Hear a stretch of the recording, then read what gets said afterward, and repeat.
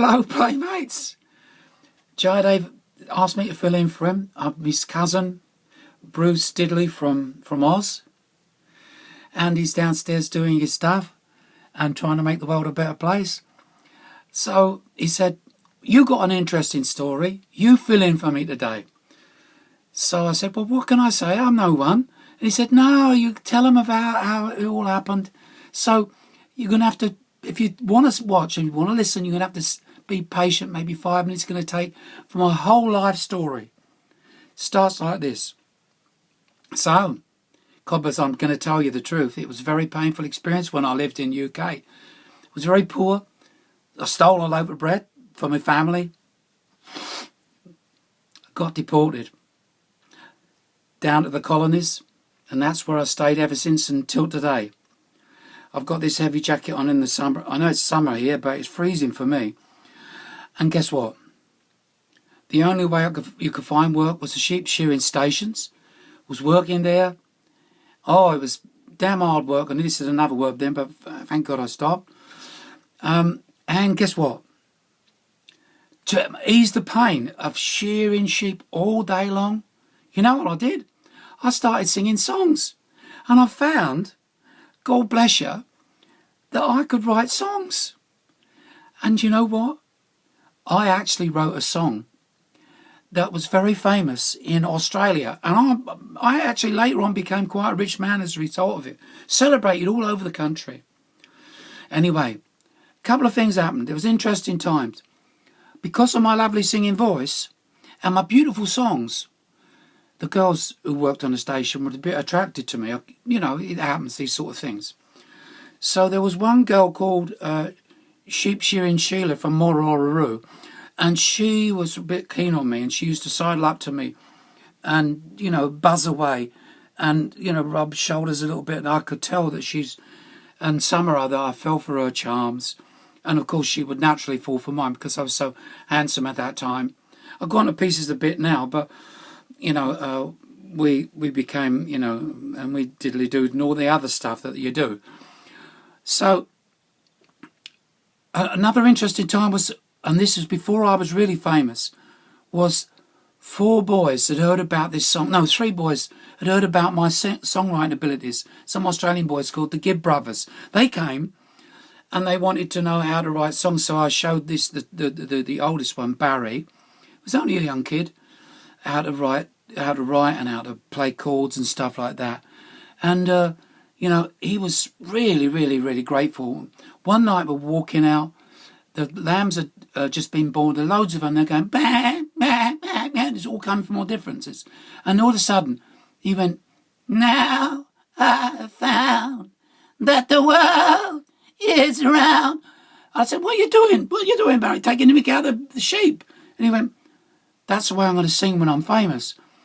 I said, oh, okay, sure, but I didn't realise that, you know, that it would have such an, you know, an impact on the world. And of course, staying alive, staying alive,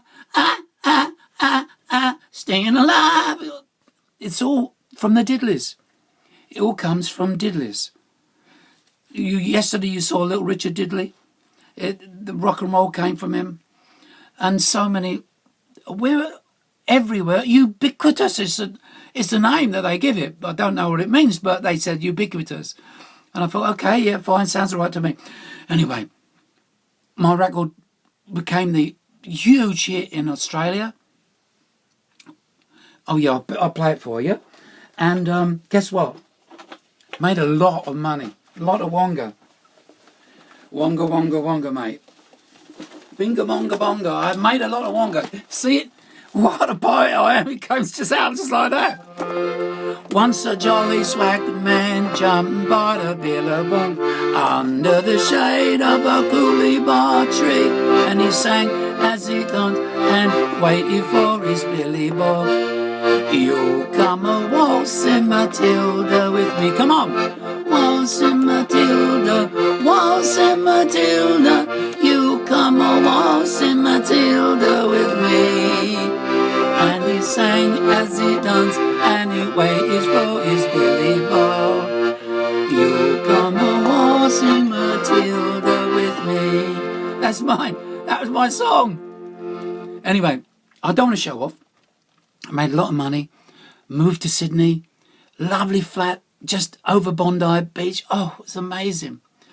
And so many beautiful girls there. I tried to keep my eyes off them because I was married to, by that time, to sheep shearing Sheila from Morororo. But I couldn't help it. It was called Bondi Beach for a reason, because every time they went by like that, your eyes got bonded to them. So it was Bondi Beach. That's how it was called like that. And they walked past in these bike and eyes. They've got the lower part and upper part called bike and eyes. I think you call them bikinis, but that's your problem, not mine. So I was there. We partied and partied and partied, mate, for like, I don't know, it seemed like centuries. Surfing, women, tinnies. Tinnies are that when you drink, from cans. Castlemaine 4X, mate. It's Bonza. Anyway, life was just perfect. Then one day, this is what happened. I was out surfing. A great white shark nipped me on the Tukaschlacker, on my gluteus maximus. Very painful. Managed to swim away. I said, don't tear the arse out of it, mate. Anyway, so I came back onto the beach. All my mates were gone for some reason. Didn't know why. I was okay. I could live with that. And I looked. But Sheila was gone as well. And someone once said, mate, she's gone off with Gorgeous George. No, not Gorgeous George. I've got no chance of getting her back. And so she was out of my life from that day on. Worse still, someone had left the tinnies in the sun and they were warm. Oh, mate, it was terrible. I took one swig and I had to spit it out. You can't have warm lager or warm beer. You know what I mean, don't you? Perhaps you don't live in England. So, there I was on my own. It was the most depressing day of my life. I mean, the dark night of my soul, and my soul as well.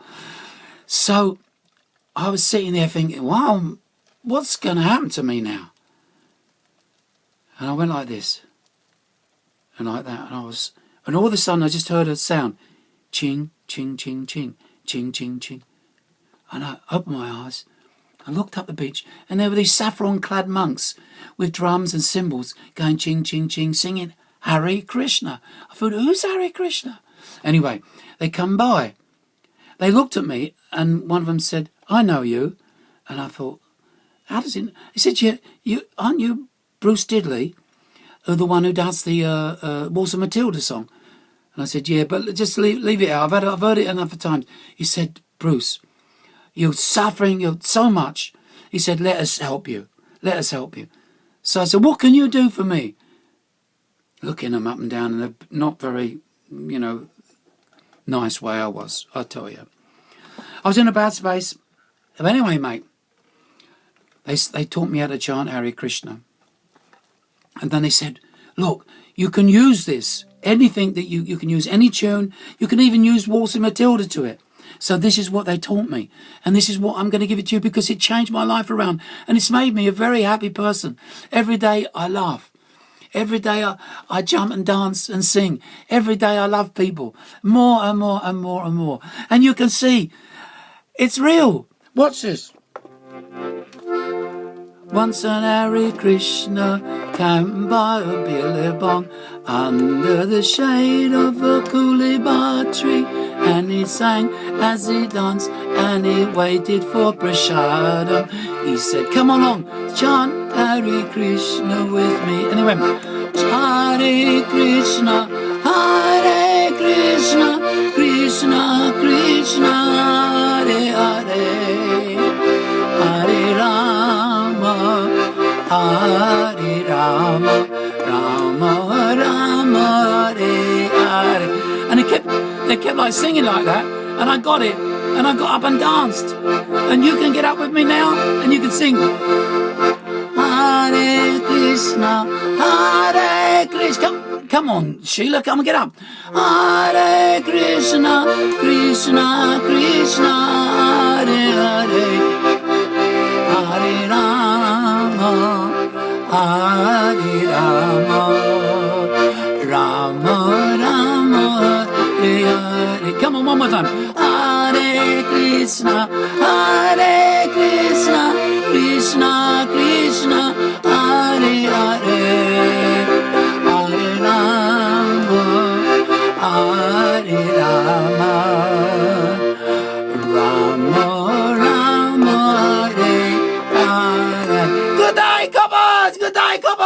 Krishna!